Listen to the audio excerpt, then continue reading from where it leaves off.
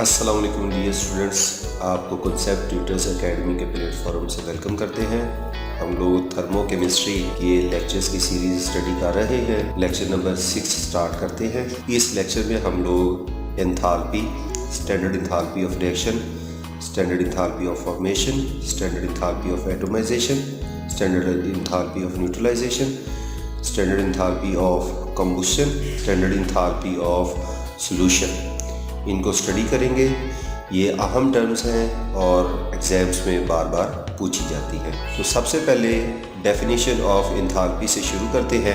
Enthalpy change से start करते हैं।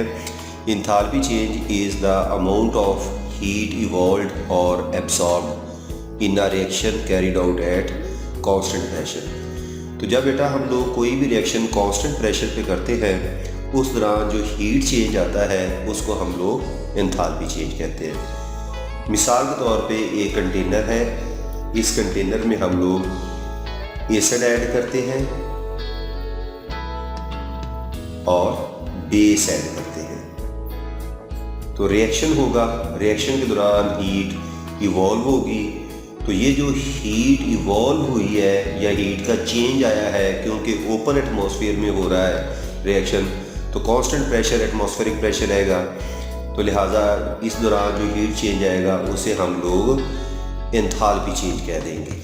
तो कांस्टेंट प्रेशर पे जो रिएक्शंस किए जाते हैं उनमें आने वाला हीट चेंज एंथैल्पी चेंज कहलाता है। एंथैल्पी को कैपिटल H से और एंथैल्पी चेंज को डेल्टा H से रिप्रेजेंट किया जाता है। नेक्स्ट देखें बेटा, स्टैंडर्ड एंथैल्पी ऑफ रिएक्शन। इसकी डेफिनेशन को देखते हैं। It is enthalpy change when certain moles of reactants react to form 1 mole of product. इसको आपने ज़रा ज़्यादा अहमियत देनी है। 1 mole of product according to balance chemical equation under standard condition. Standard condition से मुराद होता है 25 डिग्री C टेम्परेचर और 1 एटमॉस्फेरिक प्रेशर। तो बेटा कोई भी केमिकल रिएक्शन हो, उसमें रिएक्टेंट्स आपस में रिएक्ट करें और 1 मोल ऑफ द प्रोडक्ट बना दें, तो उस दौरान जो हीट चेंज आएगा उसे हम लोग जो है वो क्या कह देंगे, स्टैंडर्ड एंथैल्पी ऑफ रिएक्शन। यहाँ पे देखें, कार्बन जो है वो रिएक्ट करती है ऑक्सीजन से और कार्बन डाइऑक्साइड बनाती है अंडर स्टैंडर्ड कंडीशन। तो इस दौरान जो हीट चेंज आएगा जो कि 393.7 किलो जूल पर मोल आ रहा है, इसको हम लोग स्टैंडर्ड एंथैल्पी ऑफ रिएक्शन कहेंगे। क्योंकि हीट इवॉल्व हुई है तो नेगेटिव का साइन आ जाएगा।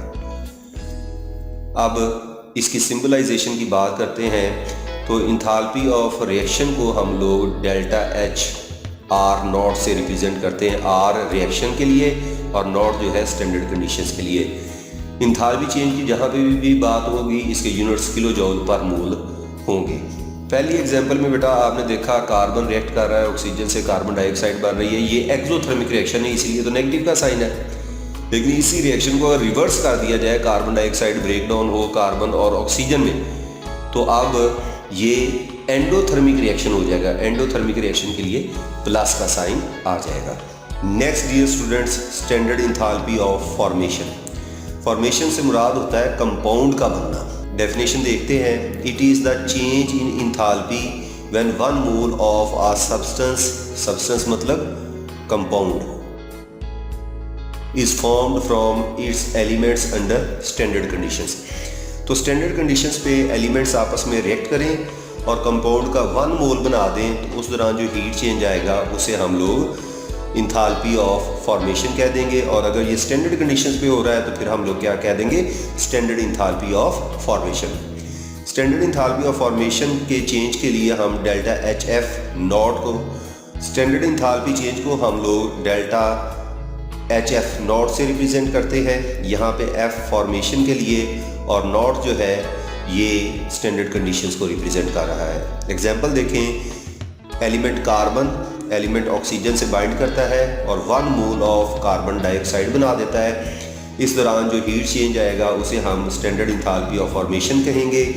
क्योंकि ये एक्सोथर्मिक रिएक्शन है तो साइन नेगेटिव का आ जाएगा। नेक्स्ट बेटा, standard enthalpy of atomisation. Atomisation क्या प्रोसेस होता है बेटा, मालिक्यूल को ब्रेक डाउन किया जाए और उससे एटम्स बनाए जाएं, तो इसको हम लोग क्या कहेंगे, एटोमाइजेशन। जैसे हाइड्रोजन मालिक्यूल है, हाइड्रोजन मालिक्यूल में मौजूद बॉन्ड को ब्रेक कर दिया जाए और इससे हाइड्रोजन एटम्स बन जाए, तो इस प्रोसेस को हम क्या कहेंगे, एटोमाइजेशन।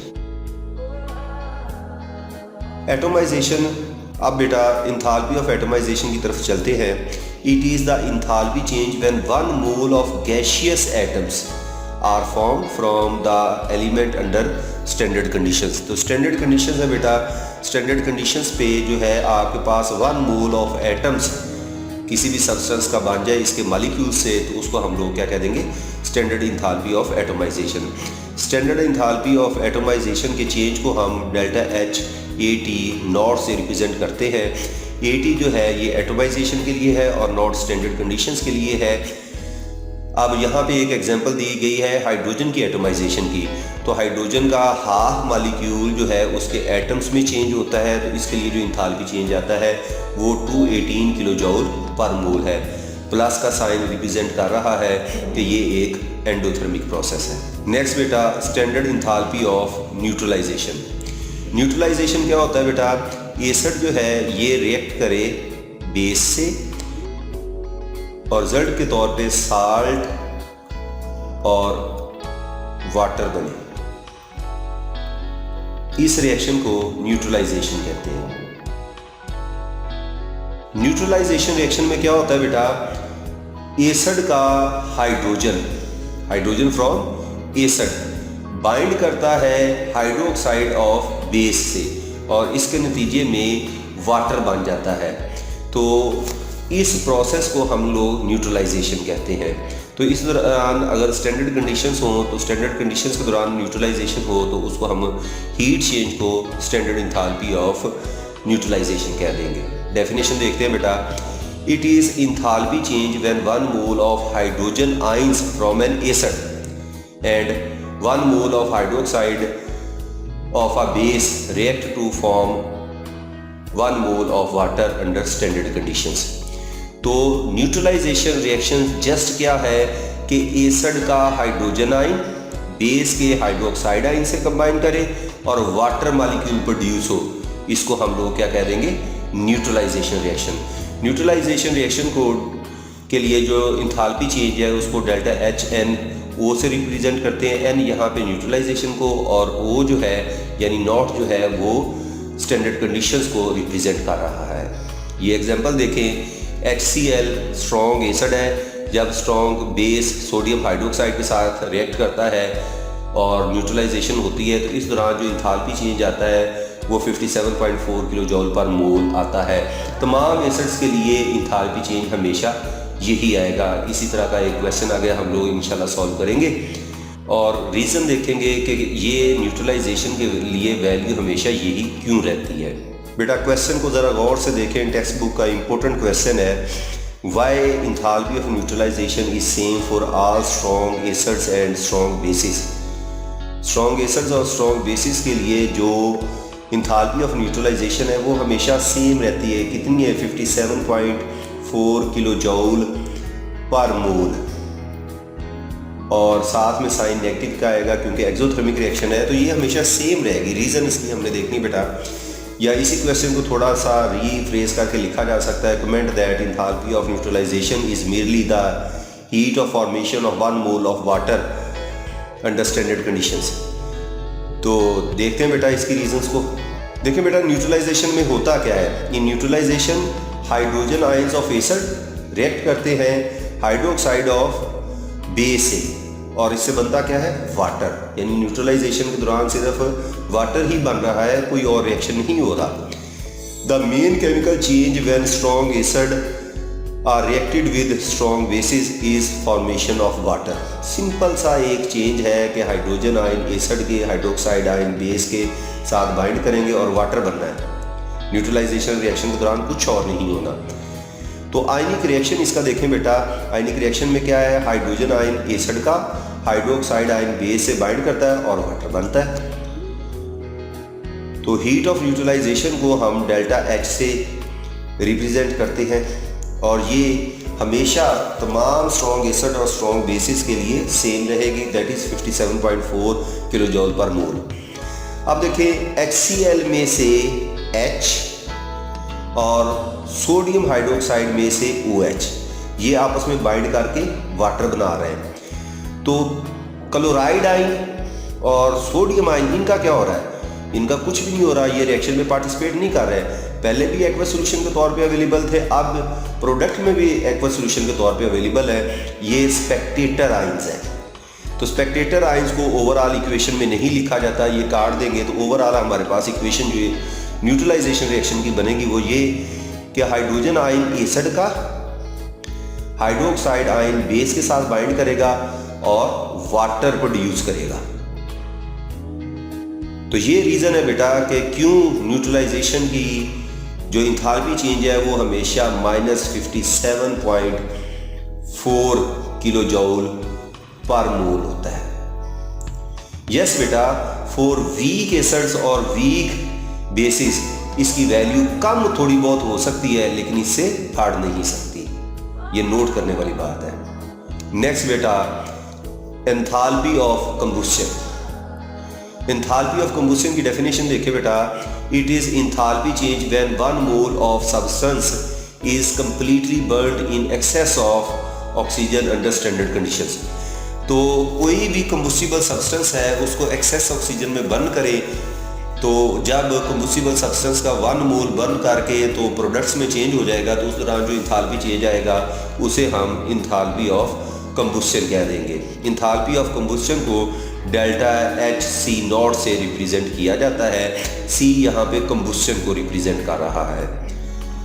तो एंथैल्पी ऑफ कंबस्शन कार्बन के लिए 393.7 किलो जॉल पर मोल होती है।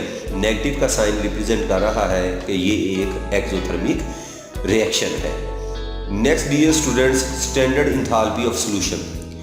स्टैंडर्ड एंथैल्पी ऑफ सॉल्यूशन की डेफिनेशन देखें, it is enthalpy change when 1 mole of substance is dissolved in excess of solvent under standard conditions। तो स्टैंडर्ड कंडीशंस पे आप 1 मोल सब्सटेंस का लें, उसे एक्सेस सॉल्वेंट में डिसॉल्व करें और जो भी एंथैल्पी चेंज आएगा उसको हम लोग स्टैंडर्ड एंथैल्पी ऑफ सॉल्यूशन कह देंगे। यहाँ पर एक्सेस सॉल्वेंट का मीनिंग समझने की ज़रूरत है। एक्सेस सॉल्वेंट से मुराद ये है कि इतना ज़्यादा सॉल्वेंट यूज़ किया जाए कि फर्दर डिटेक्टेबल हीट चेंज ना आए।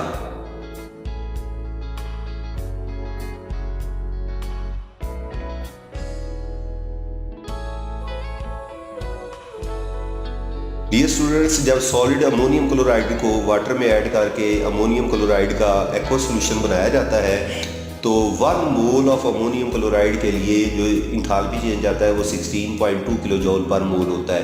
क्योंकि इस दौरान हीट एब्जॉर्ब होती है, तो ये एंडोथर्मिक प्रोसेस है जिसको प्लस के साइन से रिप्रेजेंट किया गया है। एंथैल्पी ऑफ सॉल्यूशन के चेंज को हम लोग डेल्टा H0 SOL से रिप्रेजेंट करते हैं। SOL जो है ये सॉल्यूशन फॉर्मेशन को रिप्रेजेंट कर रहा है और नॉट जो है वो रिप्रेजेंट कर रहा है स्टैंडर्ड कंडीशंस को। डियर स्टूडेंट्स, उम्मीद है कि आज की वीडियो आपको पसंद आई होगी। मज़ीद ऐसी वीडियोस के लिए हमारे इस चैनल को लाइक करें और सब्सक्राइब करें। अल्लाह हाफिज़।